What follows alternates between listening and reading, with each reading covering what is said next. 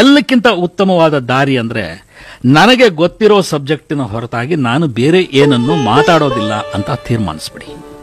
ಸುಮ್ಮನೆ ಎಲ್ಲಾ ವಿಷಯಗಳಿಗೂ ತಲೆ ಹಾಕೋದು ತಪ್ಪುತ್ತೆ.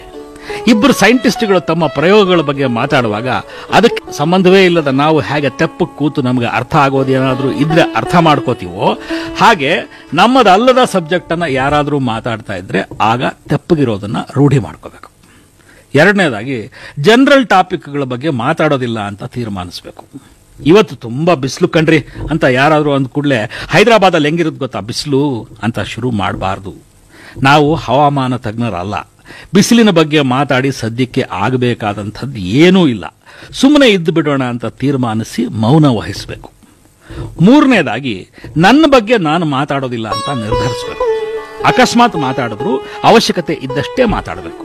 ಪರಿಚಯ ಹೇಳ್ಕೊಳ್ಳೋದು, ವೈದ್ಯರಲ್ಲಿಗೆ ಹೋದಾಗ ದೇಹದ ಕಷ್ಟ ಹೇಳ್ಕೊಳ್ಳೋದು, ಇಂಥದ್ದನ್ನು ಹೊರತುಪಡಿಸಿ ಮತ್ತೆಲ್ಲೂ ಕೂಡ ನಮ್ಮ ಬಗ್ಗೆ ನಾವು ಮಾತಾಡೋಕ್ಕೆ ಮುಂದಾಗಬಾರದು. ನಾಲ್ಕನೇದಾಗಿ, ಈಗಾಗಲೇ ಈ ವಿಷಯದ ಬಗ್ಗೆ ಮಾತಾಡಿದ್ದೀನ, ಈ ಜೋಕ್ ಹೇಳಿದ್ದೀನ, ಈ ಸಲಹೆ ಕೊಟ್ಟಿದ್ದೀನ, ಹೇಳಬೇಕಾದನ್ನ ಹೇಳಿ ಮುಗಿಸಿದಿನ, ಈ ಪ್ರಶ್ನೆಗಳನ್ನ ಪದೇ ಪದೇ ಕೇಳ್ಕೊತಾ ಇರಬೇಕು. ಒಂದು ಸಲ ಆಡಿದ ಮಾತನ್ನ ಇನ್ನೊಂದು ಸಲ ಆಡೋದಿಲ್ಲ ಅಂತ ಹಲ್ಲು ಕಚ್ಕೊಂಡು ಸುಮ್ಮನಾಗಬೇಕು.